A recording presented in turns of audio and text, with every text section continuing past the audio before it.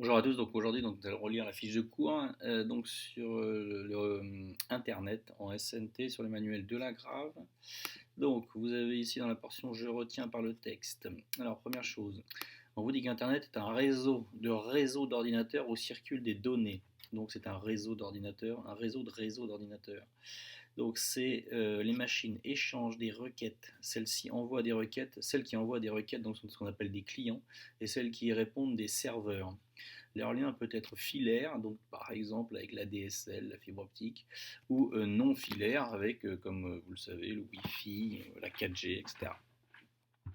Ensuite, la circulation donc des données sur Internet. Donc Internet c'est pour networking. Les informations circulant sur Internet donc, sont découpées en paquets de bits. Alors on le reverra plus tard, mais un octet étant égal à 8 bits.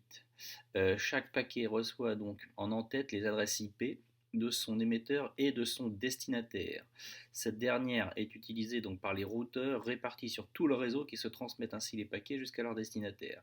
C'est le protocole qu'on appelle IP qui assure donc l'envoi des paquets au bon endroit. Donc ça, comme on l'a vu dans les activités, le protocole IP, lui, donc il se charge donc de l'adresse IP de l'émetteur, du récepteur, et il s'assure que, en gros, donc on choisisse le bon chemin. Les paquets reçoivent également un en-tête TCP, donc un protocole qui assure le transport donc des paquets et leur intégrité. Donc c'est lui qui va s'assurer donc en gros vraiment du contenu et du transport des données donc découpées en paquets. Ensuite, l'annuaire d'Internet. Donc une adresse IP, une série de chiffres, donc généralement pour l'IPv4, 4 chiffres compris donc entre 0 et 255, correspond donc à une adresse symbolique sous forme textuelle et vice-versa. Donc ça veut dire qu'en gros, nous, une adresse IP, ça ne nous parle pas. Par contre, si on dit google.fr, ça nous parle. Donc ici, donc, la correspondance entre les adresses IP et symboliques se trouve dans ce qu'on appelle les annuaires DNS, donc pour Domain Name System. Donc un ensemble de données réparties sur les serveurs dans tout le réseau. Alors je vous rappelle que ici, vous avez dans tous les mots qui sont ici et donc surlignés en jaune, vous avez ici donc les définitions. Ensuite, vous avez ici donc les réseaux pair à pair, donc en anglais peer-to-peer. Donc dans un réseau pair à pair, donc les machines émettent et répondent à des requêtes d'autres machines. Elles sont à la fois clients et serveurs. Donc c'est une logique totalement différente à quand vous demandez une requête, par exemple, sur votre moteur de recherche. Le peer-to-peer donc, est parfois utilisé pour échanger des fichiers de manière illégale, donc ça pose des problèmes au niveau de partage de fichiers, droits d'auteur. Alors c'est aussi des avantages importants pour le partage de données, le stockage, entre autres dans la recherche. Mais bien sûr, ça peut être exploité de manière illégale. Au niveau donc des schémas que vous avez dans votre manuel. Donc vous avez les schémas suivants. Alors là, vous avez donc, en gros, la première chose, c'est Internet, un réseau de réseaux. Donc le réseau de réseau, c'est parce que vous avez votre réseau, par exemple votre habitation, donc avec votre box qui vous donne l'accès à Internet. Vous avez un ordinateur, plusieurs ordinateurs dans les chambres, par exemple, avec un téléphone. Donc tout ça donc, est relié donc, à un routeur, donc, qui est souvent associé donc, à la box.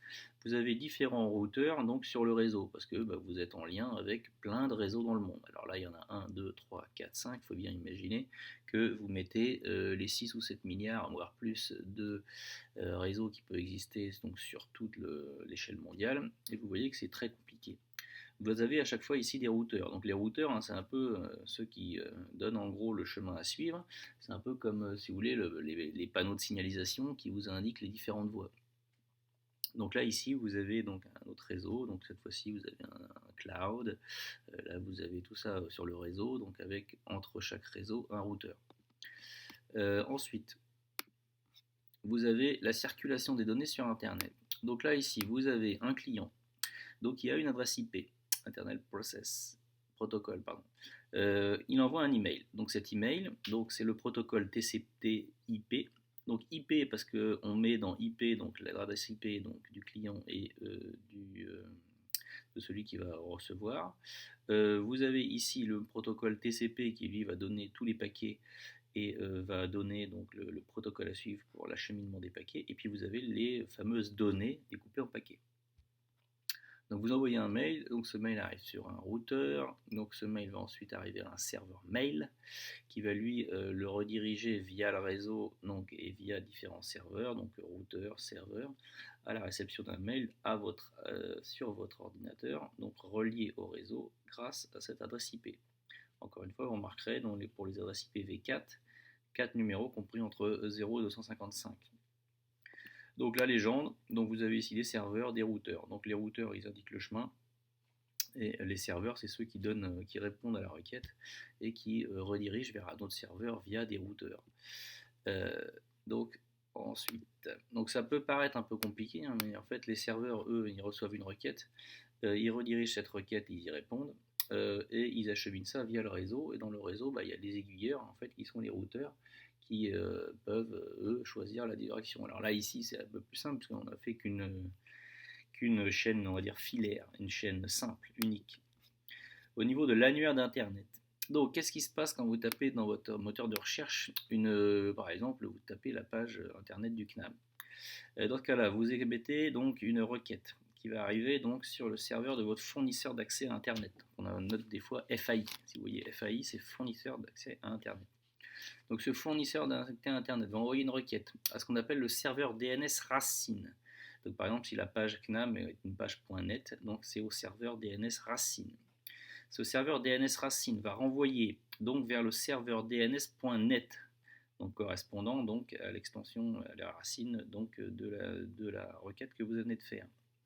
Donc dans ce cas-là, ensuite, ça revient au serveur du fournisseur d'accès Internet, le vôtre, qui va renvoyer une requête au fameux serveur DNS.net ou DNI.net. Donc dans ce cas-là, il va vous renvoyer une réponse qui vous dit en gros, va voir donc vers le serveur pléiade.net. Donc votre fournisseur d'accès à Internet renvoie une requête donc au fameux serveur dnspléiade.net qui lui va vous dire en réponse, tiens, voilà l'adresse IP du CNAM, 193.48.44.60, et donc dans ce cas-là, le serveur du fournisseur d'accès à Internet peut interroger cette page et vous répondre donc la fameuse page Internet du CNAM. Alors bien sûr, il y a plusieurs étapes en fonction de la difficulté de l'URL que vous pouvez avoir sur le CNAM, parce qu'il y a forcément plusieurs serveurs à interroger. Mais forcément, tout ça, ça se fait globalement à la vitesse de la lumière, pour faire simple, hein, on va très vite. Donc ça veut dire qu'on peut faire toutes ces requêtes en quelques millionièmes de seconde, donc ça va relativement vite.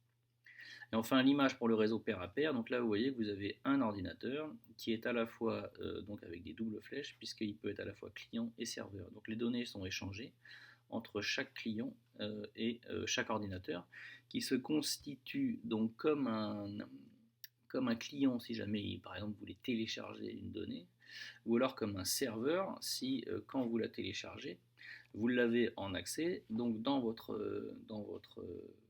ordinateur, et donc vous pouvez dans ce cas-là la partager avec les autres. Donc c'est l'idée donc de réseau pair à pair, c'est qu'on a quelque chose qui est relativement tout est embriqué là-dedans, alors que quand vous prenez un réseau classique client-serveur, c'est quand même quelque chose qui est beaucoup plus directionnel. Vous voyez, ici vous avez un client et vous avez des serveurs.